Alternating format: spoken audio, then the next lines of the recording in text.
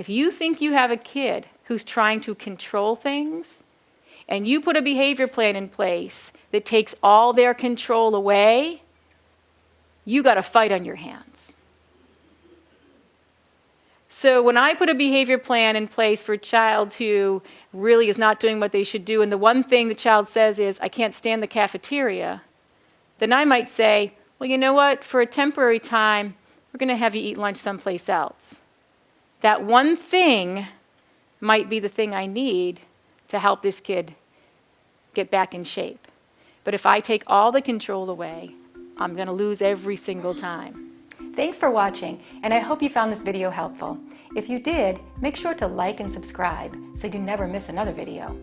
I speak and consult on school behavior, and I love to help districts solve some of these problems. See you next time.